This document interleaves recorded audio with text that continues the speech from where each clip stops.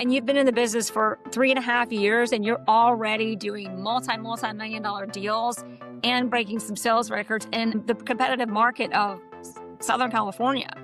The Jere Metcalf Podcast, where top real estate agents tell how they do it. Jordan, you've broken a few sales records. The recent sales record for a house at $8 million that was in a Gulf community. Another one recently at a little over $15 million. I know you've got another one we were talking about for $22 million. And you've been in the business for 3.5 years and you're already doing multi-million dollar deals and breaking some sales records in the competitive market of Southern California. Tell us a little bit more about that. Like how and why did you get into this business? Yeah, very competitive. And thank you for the kind words there. It has been really difficult, I will say, and challenging with how the interest rates have been, because I didn't get that COVID boost that a lot of my colleagues got, which seemed really nice to have. But it's been amazing. I'm very thankful so far. I think being genuine and real has led me to a lot of my success. And excuse my language, there's a lot of brokers out here who do bullshit and they're not kind of going about it the right way. So I keep it very real. Integrity is what I base my business off of. And I've just worked with some amazing mentors and brokers that are some of the biggest in Los Angeles. And I've tried to be a sponge as much as possible. Well, it sounds like you have. I'm going to ask you, obviously you've been incredibly successful and much more so than a lot of people that are so new and so young in the business, even though I would argue that being young could be a huge advantage, even though when you're the one who's young, it might feel like a disadvantage. But with all of that being said, what do you think what is the reason you think you've done so well, so fast and so young in this business? I think it's my relentless work ethic. I've had some deals that have got me in the door through my relationships and growing up here in Los Angeles, but it's been kind of the strategic approach of, hey, I need to work harder than anybody else in this business to get those listings or, bring in, for example, Santiago, who was my mentor before I built my own group. He had such a big, Rolodex of clients and portfolio of sold listings, anything up to, 80, 85 million. So when I needed that extra push and that experience, I would bring him in. And a lot of those deals were my relationships that I, obtained through growing up or just building genuine connections. There was one very recently, a deal that we listed right after the fires. We listed it in February. I was here in Brentwood Park, close by my office, for about 19 million for a famous poker player. And I met him in the coffee shop across from my office because it's right next to the gym he goes to. And I walked up to him. I said, "Hey, are you Dan?" He's like, "Yeah, who are you?" I was like, "I'm Jordan. I'm a broker with the agency." And this was obviously a couple years ago. It took me 2 years to get that listing, but he asked who I was. He goes, "Oh, I bought my Malibu Road beach house with a broker at the agency. I really like you guys." I said, "Thanks. We should stay in touch." And he told me about his house in Brentwood that he was thinking of selling. So I nurtured that connection for the next 2 years, dropping off New Year's gifts and sending my regards, keeping him posted with the market. And it was finally time. And I brought in, Santiago, because he's done more sales in Brentwood Park than literally any broker that's in the business right now. And, I was fine just going that route with it. And that's what kind of pushed us over the edge. Kevin Brown, who's been on the show a few times in Manhattan, says that when you ask somebody what their, I don't even know, the secret sauce or what their talent is, very often they don't know what it is. And when I listen to you, it's like, okay, Jordan is a guy that while there are a lot of people who have connections because they have them and they have them so early on in life, it's difficult to transition from that to the professional in their eyes. You seem to have the opposite. You seem to have a real gift at not only you have connections, but despite the connections you have, you still understand the value of building connections, and then you build on the connections that you have. When I say all of that, does that resonate for you, or what do you think it is? Absolutely. I think there's a lot of value in everyone that you've met throughout your life and making sure to stay in touch with those people, because you never know when, they would benefit from from doing a deal with you, you acting as their sole representative. So you can, get them a house that's gone into multiples that's highly desirable, or, Yeah. represent sell side to help make their property look as best as possible. There's things that some brokers don't want to do when it comes to spending the money on an extensive marketing approach, advising them to stage the property, because that's always something that helps a lot, getting one of the top videographers in there. So there's things that can definitely set you apart, but I think a lot of my success has to be attributed towards just being real. When I do speak to them and they'll say, do you think I can get 15 million from a house when it's really worth 10? And you say, look, here's why it is worth 10, 10 and a half. If you want to go for 15, I'm happy to try that number, but it's unrealistic. But, sometimes there is the one-off scenario, but not just being the broker says, sure, we can get 15 just to get the listing. But in all reality, just having a listing doesn't matter. It's about selling it. So I don't know if you're aware how I love that presentation. Anybody listening to this can rewind and replay it. You said, if somebody asks if I can get 15, you didn't answer it. Usually when you hear somebody talk about this scenario, they go directly into why they can't. No, you can't. You really said, hey, here's what you can get. I know you can get 10 or whatever that number is, and here's why. So you lean into the facts, you lean into the positive, and then you still address their question about the 15 and say, here's what you're going to get. Focus on what it is, focus on the facts without undermining or making them feel like they're not heard. Absolutely. I couldn't agree with that more. Now take us back. You just for a minute, you talked about winning that big listing. You met this client. This was the one that you've got. It's one you've got under contract now for around 19 million. Is that right? This one, we've had a few offers. We actually are going to put it back on the market at the end of this year because we leased it to that famous actor, Anthony Hopkins. He wanted to lease the property. We didn't have it listed for lease. We had a few offers to buy it, nothing at that 19 number. Pretty close, but not at that number. Couple million off. We ended up just doing a lease. It's a great one, and he's an awesome tenant. So we'll put that back on the market, but for now, yeah, it's leased. And then we'll watch whatever movie Anthony Hopkins is. Anthony Hopkins is great. Anyway, so so you bring Santiago in to help you win this listing. How much can you tell us about what that appointment looks like?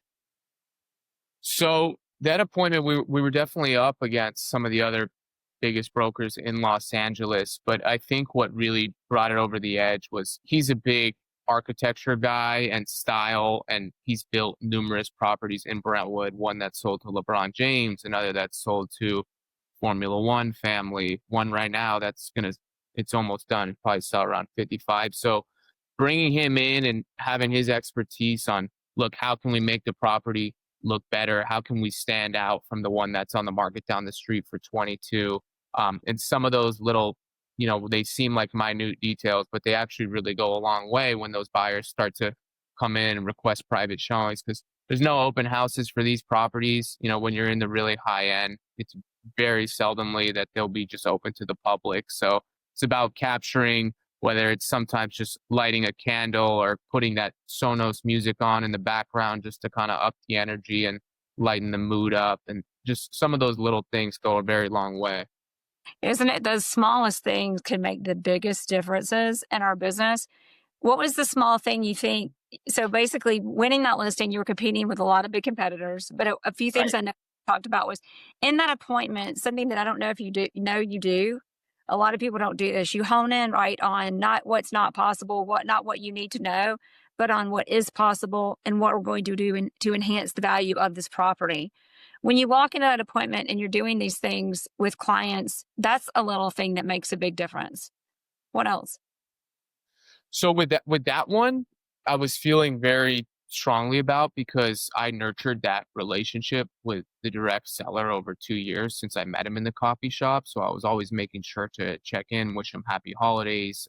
2 New Years in a row, I dropped off a gift card to that coffee shop he loves and a nice Jenny Kane candle and whatever other house gifts are nice. Kind of thought of everything in the book. So that one, I feel really strongly about things when I make sure to nurture that connection and that relationship as best as possible, and just not doing it for the angle of, oh, I really want this listing, but I do like this family.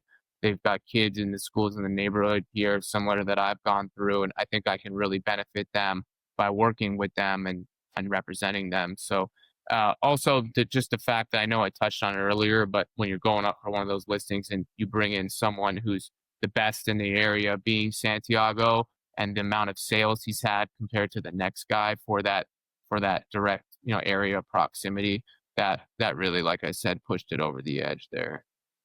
Align yourself with the right people, know your audience, and know what you have. Be relatable. Um, but also something that I know a lot of guys have asked me, and I can't answer as a woman, but a lot of times this business people talk about in business development, it's really important to give them the gifts and do, what used to be called the pop buys. Clearly you did that. A lot of men are like, I don't know, that seems weird. Like, how do I do it? What can you tell us about that? Or is that I'm even hu- occur to you? yeah, I'm huge on that. I mean, in some cases, like I remember there was a very famous actress who lived in Brentwood, and I door knocked her. I think it was in like my second or third month, and she was actually really nice. So I started to drop off like donuts or sweets from the bakery shop, and she really loved that. And just like started kind of showing her some properties off market at the time. But I'm really big on gifts. I mean, obviously, whenever I represent a buyer, very nice housewarming gifts. I always write a card. I'll talk about what I really loved, whatever those little details were, and working with that specific client, and just wish them an amazing time in the house. And yeah, I think that's always something that I've definitely made priority. I think it's a really big thing. So there's three big things right now in your business, I think, that's built it. Number one, it's know the people, develop the relationship, and really, really like bring them gifts, drop them off, and make it personal. The Yeah. second one is knowing the market. Know the market, and if anything, know and show the off markets. Yeah. I think being in the And the know is huge when it comes to having those off market, those private listings. yeah, I think there's a lot of value in that. I mean, the standard broker will just go directly to the yeah. MLS, but that's not that helpful Well, anymore, considering anyone has access exactly. to oil, And right? the third, and I'm going to add to what you just said, but the third thing for everybody wanting to hear the third thing that keeps coming up is aligning yourself with the best. Align with the right people, learn with the right people, and align yourself with the best. Now, you were talking to back about the off markets. I remember being an agent. Obviously, I remember being an agent. I did it for 20 years, but I didn't work with buyers for the longest time. And as I got into the higher and higher price points, I realized that I've got to understand buyers to better represent sellers. Yeah. And to do that, a big thing I used to always say was, this isn't about what's on Zillow. This is about the home that you want and identifying it and bringing it to you before anybody else does. I love that. I haven't thought of it that way before, but I see a tremendous amount of value in that approach. That is what you're doing. Yeah, I know. I just didn't think of it that way, but I love that. And when you're doing those two, aligning to the right people is how you identify. It's one of the many ways, actually, to identify the off market properties. And you've got to have trust and the right rapport with those people. Yeah, absolutely. I think that's something that goes a really long way.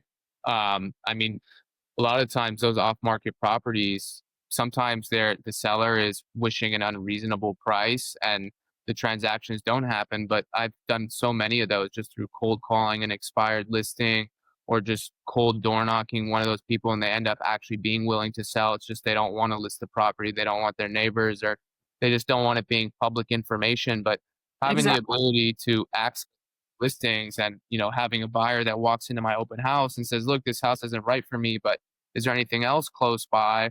I just had a recent situation. I listed a house for about 4.5 million here in Brentwood, and I knew the owner just through back in the day, like 2 years ago at some of my open houses. Walked in, and he was up the street. He came in, he's like, oh, actually I'm willing to sell, but I want to do it off market. And then I ended up showing that to a buyer that came by the listing that I actively had on the market. So it definitely, just being willing to work, and that wouldn't have happened if I wasn't putting myself out there. So I think that's really important.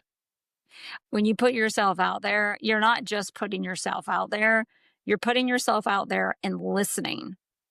You're Yes. listening to what people want. You're listening to what people care about. You're reconnecting with people on not just real estate, but on a personal level to show that you care about them and to show, and then you also show how well you know the market. And I think that combination is lethal because just like the little bit that we've gotten to know one another, I don't think you realize just how monumentally successful you are for your short period of time in this business. But I would also say, in talking to you, you've, and have been someone who's talked to so many agents, you've identified and leaned into things that create that success at such a rapid rate. Well, I want to point one thing out that you said when it came to, but you just said something I really wanted to talk about that was amazing. Wasn't it? What was it? Was it about making connections, off-market properties, getting to know people? It wasn't the off market or making connections. It was something else. Oh Knowing man. people, listening. Listening. Yeah, listening. Sorry. It was like the best thing that you said because all I did for my first year was just listen. Like whether it was I picked up the phone and called, that $8.9 million listing that I ended up putting it on the market. The Or one that broke the record for the neighborhood. Yeah. exactly. So that one I was just like listening. It was a older Ukrainian guy, like was talking about how he had the property on the market previously for lease, and I was like, "Well, what do you want?" And then I just kind of understood. He spoke for like 5 minutes, and I kind of understood what he was looking for, and it was a number that was nowhere even close to the record sale. The record sale was like 6.7 or 6.9. I was like, okay, we'll give it a go. We'll hire the best photographer we know and try as hard as we can. And ended up getting 8, which is like 1.3, 1.1 over that record breaking number. So listen, Wow. even to this day, I think that's so important what you said. And whenever I have someone who reaches out to me and says, hey, Jordan, look, I want to buy a condo or a townhome to 3.5 million because I feel like it's safe, or that word safe that they mentioned, like, okay, so that's a big thing that person specifically it really wants and is looking for. So listening, I think, is one of the biggest components of this business. Well, I love what you just brought out because a lot of times real estate agents, we talk about what they want. Okay, well, how much they want to spend, how many stories, blah, blah, blah. But what people really want that we don't talk about much at all, you literally just nailed it. I mean, you just like, that was so good. You heard him say safe. That's Yeah. what's Yeah. It wasn't price. It wasn't, yeah, sure, this is the price point, this is what he's looking for. But what he's really buying for is what safety means to him. Yeah. And And then, understanding that. yeah, Yeah. just to attest to that. But like, I immediately found that out too because I sent him a property a week later that was listed like 4.25, and he told me he didn't want to spend more than 3.5. But I was like, look, it's in a very safe, like gated townhome community in Brentwood. And he's like, oh, like I'd be willing to check that out and increase my budget if I need to. So that was one of his priorities. And in these deals, sometimes you'll see like sometimes the price can get heavily inflated if it's a multiple offer scenario. I had one for a dear client of mine, a family whose home burned down in the fires in the Palisades and the Alphabet Streets. And this was a month after the fires. We were looking at properties. There was a very special one that popped up in Cheviot Hills, which was 2 blocks from the house that client grew up in as a kid. And that house that I ended up winning in multiples had 16 offers, all over asking.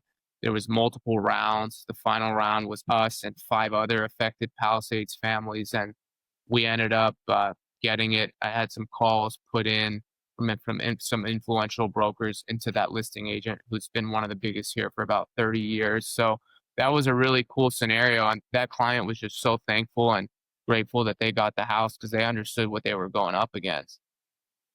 Talk about leveraging your relationships. In all of our worlds, we have a circle of people that have a lot more influence than we even recognize. And what I'm hearing in every transaction, everything you do, you always listen and you're looking outside of yourself to leverage your resources, which is a big one, is relationships, Yeah. to make things happen for the client, not for your ego, but for the client. You seem to keep your ego out of the way pretty well, especially to be so young, not to harp on that. But I mean, that is, No.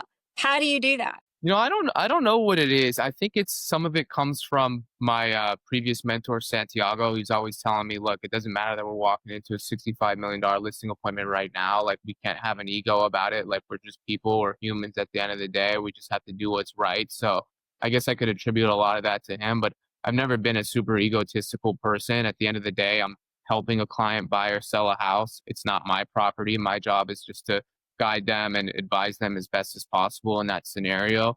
But I will point out, like, that 15 offer scenario there, for that property that went $1.5 million over asking to my Palisades burnout family victim. That one was, relationships that I called in favors for to that specific broker who have known him for those 30 years. And those were relationships that I built, getting to the agency and getting my start there. That was from what I built. Some of the clients that I've had success with in the past, of course, I represented them, and I grew up, maybe went to some schools with their kids, and I have my family to thank for that. But, in these deals on a day-to-day basis, it's really from what I built, and that wouldn't have happened without hard work and just being willing to work with others. It doesn't matter that this 2.5%, this 2% commission is split 50-50, and I have to pay my firm.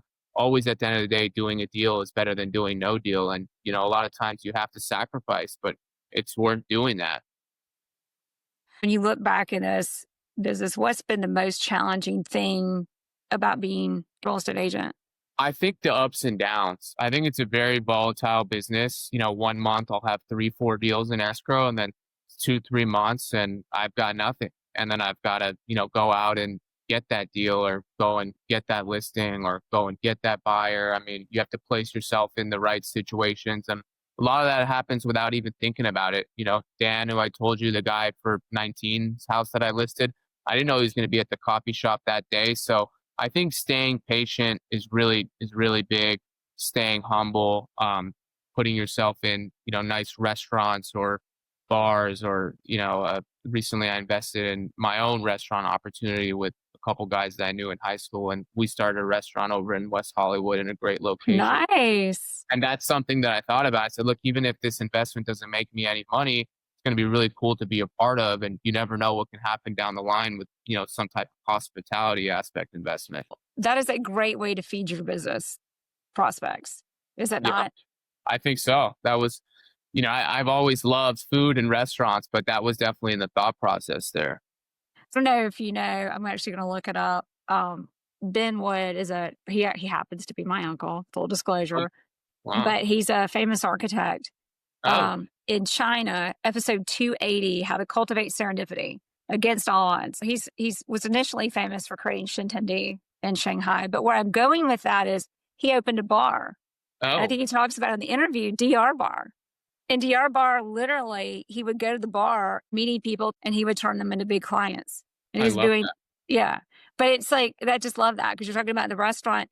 Now, when did you open? Tell us a little more about the restaurant that you've got. Yeah, so we're actually in renovation right now. So it's going to be fully open in September, but there's some really cool people on board. Like Harrison Ford's son is our advisor. Nice. Yeah, when it comes to the kitchen and the culinary aspect, he's been bringing along some like really amazing. He's got a chef, a general manager. Now we've got a design team handling the renovation right now, just because we want it to be updated. So and are you gonna tell us the name of the restaurant? Yeah, it's called Gallery, Galerie. We took over a space called The Den, which was operating for about 16 years. It's across from Chateau Marmont, which is like an iconic restaurant in West Hollywood / hotel. So the positioning and location is fantastic, and we're going to be doing music too. There's like a DJ dance area with tables. There's an outdoor area, so it's an amazing place. Wow. Oh, that's okay. So, real estate agent, almost in the business for 4 years. Now you're also opening a restaurant. What made you decide you could pull this off? I don't know. Honestly, my cousins here in Los Angeles are really big in the hospitality space. They are part owners of a group that has like 3 or 4 very successful restaurants in Los Angeles, and it's always kind of been something that I've thought about, and it's really cool. I love to go out and eat and meet people, and I think that's such a thing that's synonymous with this business, this real estate business. So I've always kind of had that thought in the back of my, and I saw the opportunity and got connected to this one, and I was like, let's do it. What your clients value is you're listening to those on a deeper level than just the bedrooms and baths and price. Safety is that example you gave us. Absolutely. Another example is in your life of being a real estate agent. is when you're serving business, you're leaning into your values for how you serve people, but also how you build businesses and make money it's not just about making money. It's about aligning yourself to the life and the people that you love to grow something bigger and better. I couldn't agree with that more. I think that's exactly right. It's putting yourself in those situations, the alignment there that you mentioned. I think that's so key and so important. So I'm going to ask you this again, but how did you figure all this out?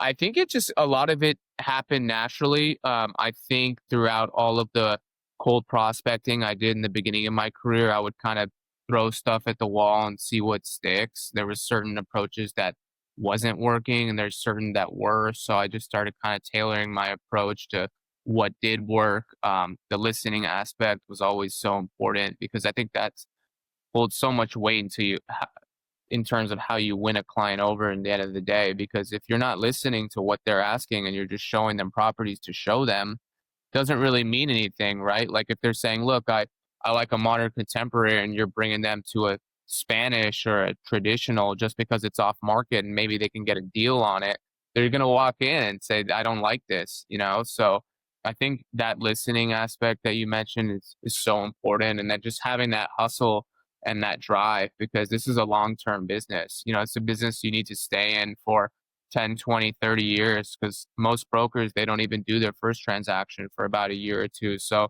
I was blessed and fortunate to be put in the right business for me. And I kind of just fit like a glove in the beginning and I had some early success and was always thinking like, how can I get the next deal now? I think this industry's changed a lot. But Yeah. when I got into real estate, it wasn't something you aspired to do. It was something because you had nothing better going on in your life and you just figured it out. Times have changed. But when you said, I'm going to be a real estate agent, how did you know? What was the mindset? And what was your vision before you got into it? Right. So I was working in finance, doing asset management for a awesome guy, former NBA player, Los Angeles local guy. And that was really cool. Like my whole family has a finance background, brothers in private equity, working at a really big firm in New York. My dad's a venture capitalist. So I kind of was getting my feet wet with that stuff, but I just was realizing this isn't really what I want to do.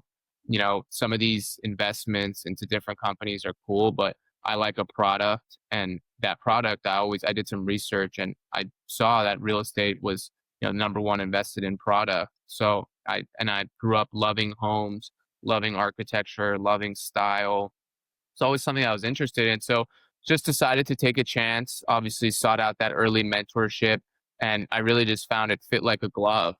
You know, I remember on some holidays, Memorial Day, some other various holidays obviously I was knocking on doors because I knew the owners would be home at that present moment in time and I just had such great I think it's important to have, you know, initial it's always your first impression that really resonates and sticks with them. So I would just ask them questions about how they're liking their house, if they're ever open to selling, what's that number going to be, what they think of the area, and just making sure that that first conversation was on a very personable level so they would, you know, remember me. Number one, you relentlessly prospect, which is so powerful. And the Yeah. way that you do it, a lot of people who I see do this do something called scripting. I've not once heard you say that, which I love. Just side note. Yeah. All you've talked about is listening to people and knowing the market and aligning with the right people. I mean, that is again and again, listen, know the market and align to the right people. Even though you are aligned and so well connected, it was not beneath you to take the time to knock on people's doors and to call people. When you did that, there are two things that come to mind. What did the conversations look like? And did you ever have those moments where you were like, what the hell am I doing? And almost quit? Yeah. So I think my school of thought behind that was, look, if I sit here and wait on my personal relationships and connections that I've built over time through school or, you know, growing up in this area, why would these people work with me if I have no transaction record? Why wouldn't they just hire the person who's doing the most amount of business in that specific area, which is the case a lot of the time. So that's kind of what propelled me to go and say, I need to get out there. I need to knock on doors. I need to call. I need to prospect as much as possible on holidays or just on a daily basis, which I did. And then, through meeting those people and having those great talks and conversations with homeowners, I kind of realized, look, these people like me. They're asking, sometimes they'd ask, oh, well, did you see that house that just sold down the street? Like, is my house compared to that? Here, come on in. Like, just people that I'm meeting on the street, like offering me a home tour and just to get my insight on what price they can get. So That is so huge. yeah, so huge. And even that I grew up here with those cold prospects, I realized that they didn't even really care about that. Like what they cared about was, what's my house worth? Do you have a buyer for it? Or what separates you or differentiates you from the next broker? So I immediately realized, look, I can't just rely on my personal relationships. And after I did get deals under my belt, like, the 8.9 I told you about, that came through a cold call, expired lease listing. That's how that one came to fruition. Sold another one for 8.5 close by in Bel Air that came from an expired listing. Once I had those deals under my belt and the cold deals that came in just through regular prospecting, that's when the relationships and my family and friends, whether it was through Instagram or word of mouth referral, that's when all that came into play. So, and that's what I tell my team members and junior agents and anyone that's working with me, how important the prospecting really is. So you said something, you didn't really answer the question either, but that was okay because you gave us some good bits. So I'm going to get back to those. But Okay. first, Okay. you said something that I want you to elaborate on. You said, what makes you stand out? You've got Yeah. to know that. What makes you stand out? How are you different? How are you better?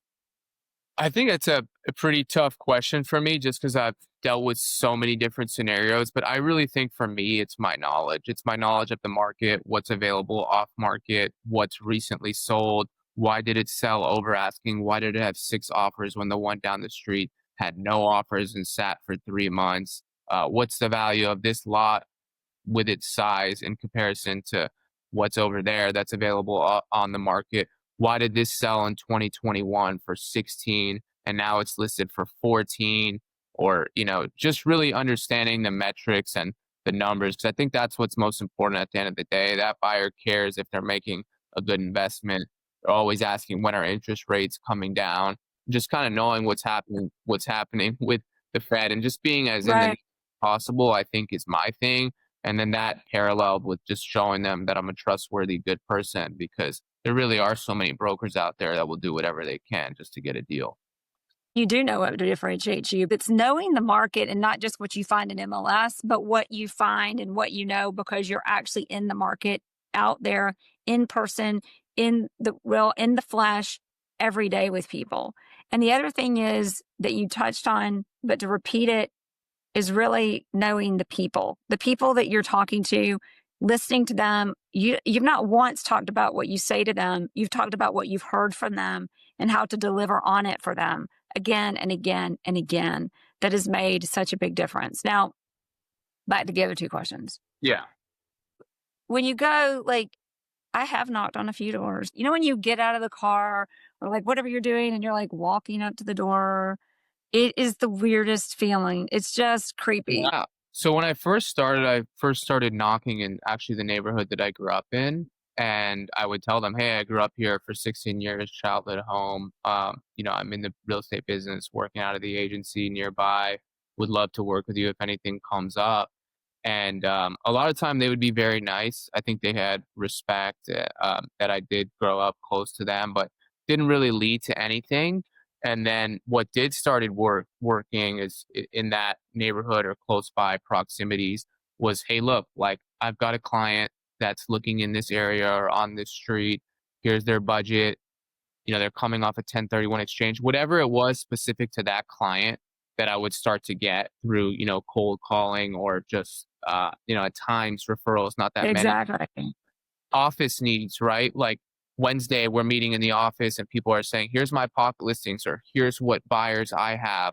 And then that's when I would go talk to sellers. Hey, look, there's an office need for us up to 7.5 million, 4 bedrooms upstairs, Spanish style, whatever it was. And that was the biggest key for those sellers and that cold prospecting was, if you're showing up to their door, you need to give them something of value. Some brokers will try market statistics and maybe that will be well received in certain cases, but the best approach is, having someone that might potentially be interested in their specific property. And speaking intelligently about it in the market too. I love that. That's so huge. It's so important.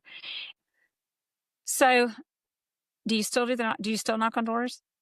I do, but it's very case specific. It'll be certain properties that a client has pointed out to me, hey, go check on 130 North Birmingham Street. I identified that house. I like it. So then I'll Right. go up to that door. Hey, can you call in and find out what's going on about this property? But what I do, and a lot of the value that some of my team members will get through working with me is they have access to all my sales in those neighborhoods. They can go and, door knock or cold call for any buyers that we have within our internal team. So I think that's really valuable. And, they understand that those individual conversations matter so much. Well, yeah, once you've got buyers, it's funny because sellers, we all want sellers. I think I certainly was a listing heavy agent. But once you've got buyers, it's so much easier. I remember just quick story. It may spawn some Yeah, stories for you. please. But I had a client who was he's a pitcher of a big baseball team, and they wanted to have a second home in Atlanta. And the market was tight. This was a few years ago. The market was just tight on inventory where they wanted to be. And so we're driving around, and they're like, Jere, there's nothing. And this was in a market I didn't typically work in Atlanta, but they had to have me. They wanted me, all of that good stuff. So we drove around, and I said, okay, here's the deal. We're going to look at a few houses because we're just going to give you guys an idea of what the market is, but you're not going to like anything you see today. So I went ahead and set the stage there. And then I said, while we're driving around, if you see anything that if it were for sale, you think you would want to buy it or at least look at it, I want you to point it out to me. And they're like, okay. Oh, So I remember the wife, she points to the house and she goes, that house, Jere, that house we would so buy. So I pull the car over and she's like, what are you doing? I said, we're going to see if they'll sell it. And she's like, you can't do that. I was like, watch me. So anyway, long story short, I knocked, and it was so much fun, right? Because yeah. they're like, I can't believe you're doing that. I knock on the door, nobody was there, but they called me, and we ended up meeting a builder who had an off-market property that was even better than that one Wow. that we ended up buying. When you understand the dynamics of the market, it's putting yourself in the position to support the supply and demand to put deals together where the demand is. Absolutely. That's actually one of the cooler stories I've ever heard. And I actually might start using that. I might have to employ that strategy when I'm going out with my buyers They on love, the weekend checking out houses. That's smart. oh, they loved it. They were so frustrated. And rather than being defensive, one thing I always never explain, nobody cares. Rather than try to explain the market or how they were going to wait or this or that, I'm a big believer in MLS is just a tool. Yeah. We're the brokers. Like, don't even get me into the NAR settlement. I won't go there. But Yeah. the NAR settlement is really about the fact that somebody doesn't understand what brokers do. We're the Yeah. broker. We Yeah. broker the deals. We put the deals together. MLS is a tool that we get to use. Yeah. And so in that, when we work with clients, it's what do you want? I know the market. I know the people, and I'm going to put it together for you. And I think there's so much value that comes out of that. You as the broker can really change that person's life for the next 10, 20, 30 years. If you could say, this is my one greatest resource for my success as a real estate agent, what is that? I would say it's my, flexibility and not my worry about money in the beginning. Because I think, with my first 12 transactions, I split them with, some of the top producing brokers in that area. Like I remember I had a deal that I was going after, and the listing agent told me during my showing afterwards, he's like, look, looks like your client really wants this house. There's going to be 4 or 5 offers on the property. So I called the managing partner for our agency office and I said, look, what do you think about this house? Do you know this listing agent? And I brought him in the last minute. Like my client was already prepared to write an offer at the full asking price. But I put my ego to the side and said, whatever, if I have to split this commission, I don't care. It's about getting this specific house because this client will not be able to stomach losing out on this property. So I think a lot of that was, look, like, let's do whatever we can to get the deal done. And I did, 4 or 5 deals immediately with Santiago, 4 or 5 with him, that just led to other deals, relationships. What do we do in this exact area to leverage this recent sale that we had to get more prospective business?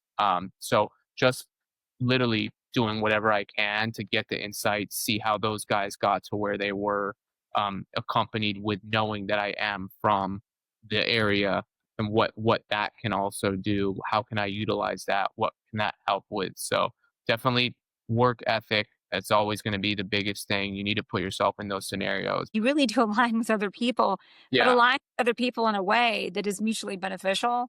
Yeah. Because it's funny how it might seem like a lot to partner with a broker like that, but it is incredible the insight, years and years of Exactly. insight and knowledge that, I mean, think about what it costs them to obtain that information, a lot more than half of the commission. The guys that I've talked to, like Aaron Kerman, who's number one in the United States for 23 billion, I've sat with him one-on-one, asked him, what did you do to get here? And he had a mentor that he did split a lot of deals with. Santiago, the same thing. Kurt Rappaport, like these are guys, 1, 2, 3 in Los Angeles, but they've all, realized that in the beginning, it's important to get that valuable information from someone who's been doing it 10, 20, 30 years. Why have they reached the success and that level that they have had? So it was really that, and knowing, look, let me see what these guys did. I am from the area, which will be helpful later in my life.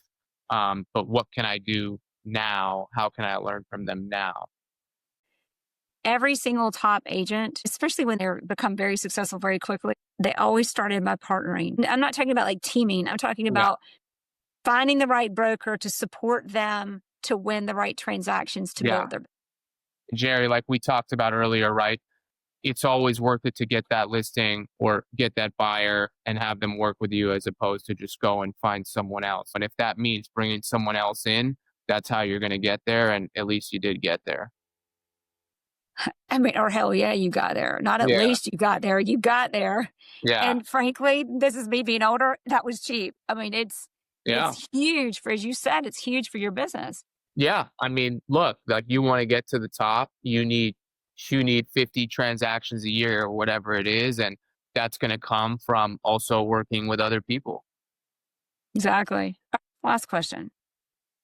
If you, I, and everybody listening to this conversation only remembers one thing from it, what would you hope that that is?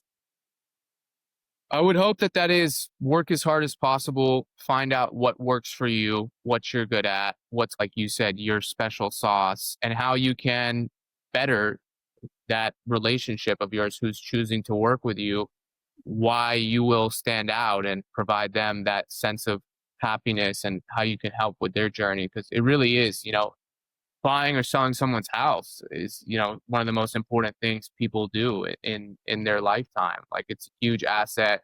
It's a huge decision. And, you need to literally put your sole focus into helping them with that. Well said, and so true. And I think a lot of times in real estate, people look at it as commodity business, not a real relationship business, and the real impact really make.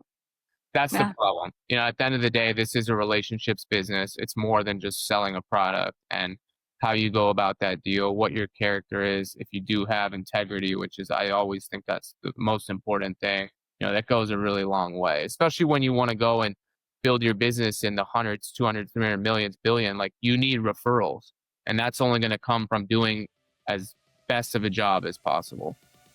So true. Jordan Gonda, it's so good to have you on the show. Thank you.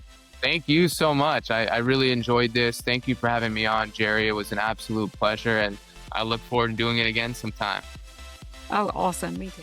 Thanks for listening to the Jere Metcalf podcast. To get show notes, get other access to other episodes, and to send any guest requests, go to jmpodcast.com. That's jmpodcast.com.